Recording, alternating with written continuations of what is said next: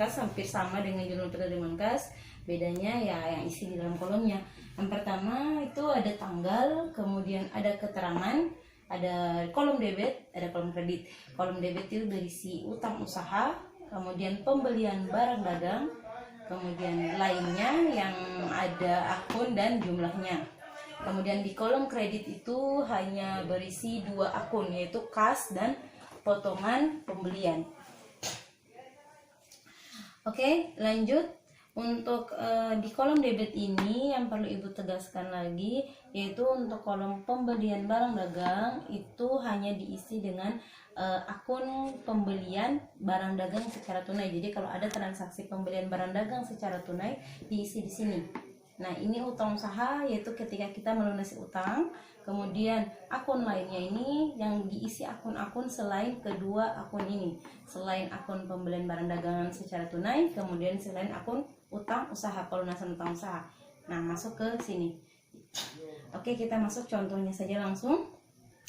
Oke, untuk tanggal 3 bulan 6 itu ada pembelian peralatan secara tunai dari toko Ahmad 5 juta. Lihat di soalnya, kita isi tanggal 3 bulan 6, kemudian keterangannya tulis saja nama tokonya, toko Ahmad. Kemudian karena itu adalah pembelian peralatan secara tunai, artinya uang keluar. Nah, itu bukan masuk dalam utang usaha, jadi kita skip. Kemudian pembelian barang dagang juga kita lewati, kosongkan. Nah, karena dia masuk pembelian peralatan, jadi kita masukkan ke dalam akun lainnya, peralatan. Dia bukan pembelian barang dagangan, bukan juga pelunasan utang usaha.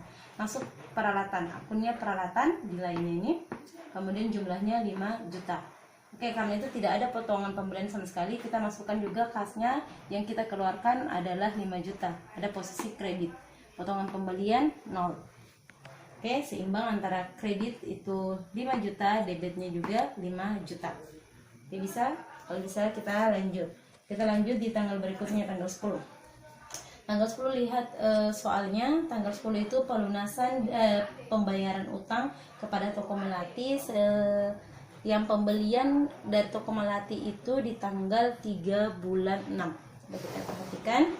Sebelum kita isi di sini, kita perhatikan dulu penyelesaiannya. Yang pertama, kalian buka di jurnal penjualan, jurnal pembelian, atau di soal yang pertama kali Ibu kirim.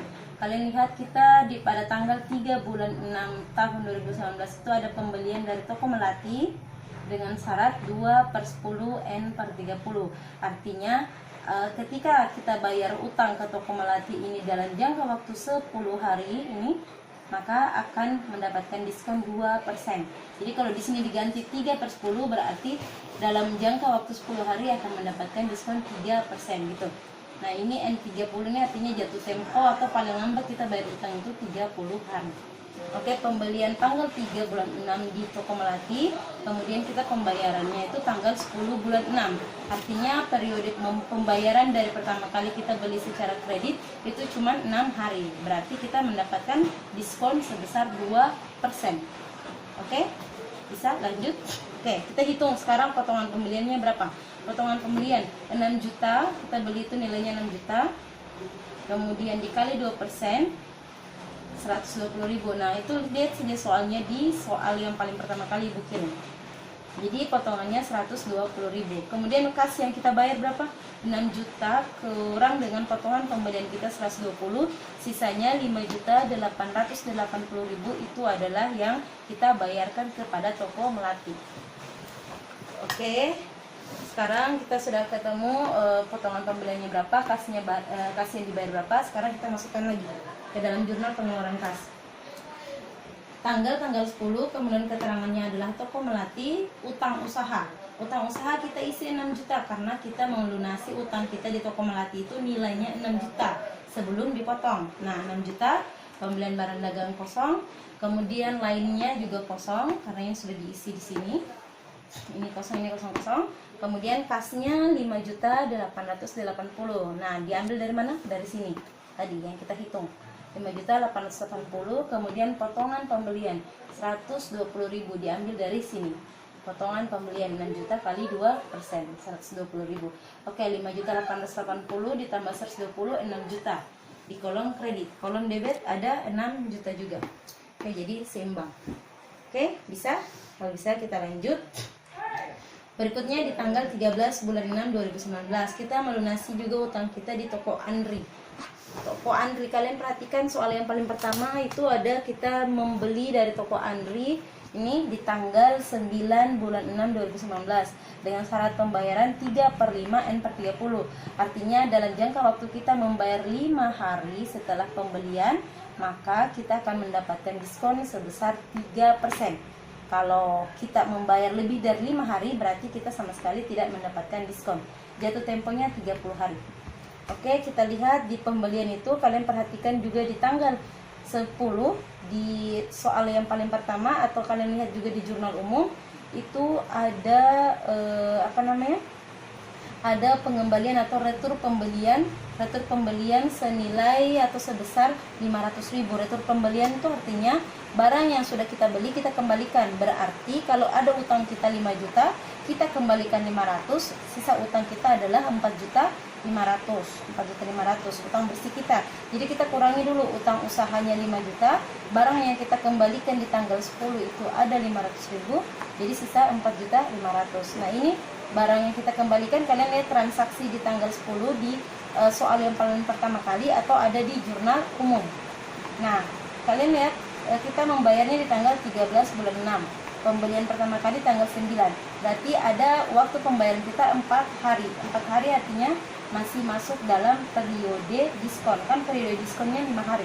Jadi diskon kita yang kita peroleh adalah 3%. Nah, sekarang kita menghitung berapa potongan pembelian.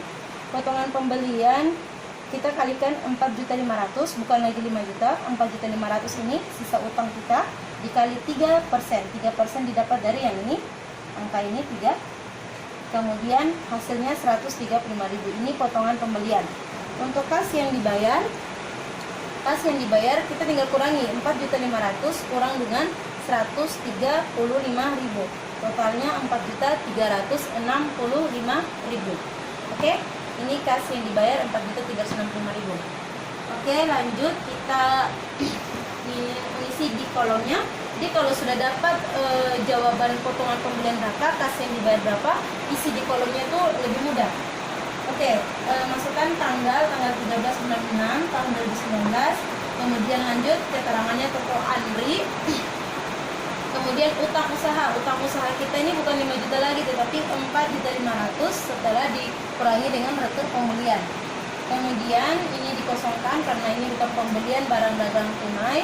Kemudian diisi kasnya 4.365.000 ini. Kemudian potongan pembelian 135.000 yang ini. Oke, ini tambah ini 4.500.000, ini 4.500.000. Sisi debit 4.500.000, sisi kredit 4.500.000. Seimbang ya. Oke, kalau seimbang kita lanjut. Kita lanjut di tanggal 24 itu ada pelunasan kepada toko Intan 1 juta. Nah, karena kita membelinya itu kalau tidak salah di tanggal 12, kita bayarnya di tanggal 24. Coba kalian perhatikan di soal paling pertama ada kita membeli barang dari toko Intan. Jadi ini karena melewati periode diskon kita tidak mendapatkan diskon. Jadi di sini kita langsung masukkan saja tanggalnya 24. Nah, keterangannya toko Intan, kemudian utang usahanya 1 juta. Ini pembelian dikosongkan, ini juga dikosongkan, ini juga. Langsung saja kas 1 juta, tidak ada potongan karena kita membayar melewati periode diskon. Oke, bisa? Oke, kita lanjut. Yang berikutnya di tanggal 25 itu di soal ada pembayaran gaji karyawan. Pembayaran gaji karyawan itu senilai 1 juta. Kita masukkan saja tanggalnya tanggal 25, keterangannya gaji karyawan. Karena bukan merupakan utang usaha, kita kosongkan. Bukan juga merupakan pembelian barang, kita kosongkan. Nah, dia masuk ke dalam akun lainnya, yaitu beban gaji. Nilainya 1 juta. Kasnya nilainya juga 1 juta. Oke, ini kosong. Jadi posisi kredit 1 juta, posisi debit 1 juta. Ini jadi seimbang ya. Ini garis pembatas antara debit dan kredit yang tebal ini. Oke, yang kalau bisa kita lanjut yang terakhir. Pembayaran iuran listrik dan air di tanggal 30 bulan 6 2019. Oke, langsung saja diisi tanggalnya berapa, kemudian keterangannya iuran listrik dan air Oke, kita isi di kolom debit itu bukan merupakan utang usaha, jadi kita lewatkan. Pembelian juga kita kosongkan. Nah, dia masuk ke dalam kolom yang ini. Selain kedua akun ini, ya masuk ke kolom ini. Kita masukkan akunnya, yaitu beban listrik dan air, karena transaksinya adalah pembayaran iuran listrik dan air. Jadi akunnya ini nilainya 500.000. Kemudian kolom kas 500.000. Ini kosong karena tidak ada potongan pembelian. Oke, sudah kita jumlahkan. Di total potongan pembelian totalnya 255.000. Total kas itu ada 17.745.500. Kedua ini di total mendapat nilai 18 juta. Kemudian untuk kolom debit, jumlah yang ada di akun lainnya itu 6.500.000. Kemudian jumlah yang ada di pembelian kosong di utang usaha 11.500.000 dijumlahkan, hasilnya 18 juta. Jadi masih tetap seimbang antara posisi yang ada di debit dan yang ada di kredit. 18 juta kredit, 18 juta debit. Oke, seimbang. Jadi Ibu harap untuk mengisi jurnal pengeluaran kas kalian harus teliti itu transaksi masuk di mana. Kalau masuk ke utang usaha, masukkan ke kolom ini. Kalau masuk ke pembelian barang dagang secara tunai, masukkan ke sini. Selain kedua itu, masukkan ke sini. Dan perhatikan akun-akun yang cocok untuk transaksi tersebut. Oke? Bisa Ibu rasa nanti kita lanjutkan dalam diskusi. Sekian. Wassalamualaikum warahmatullahi wabarakatuh.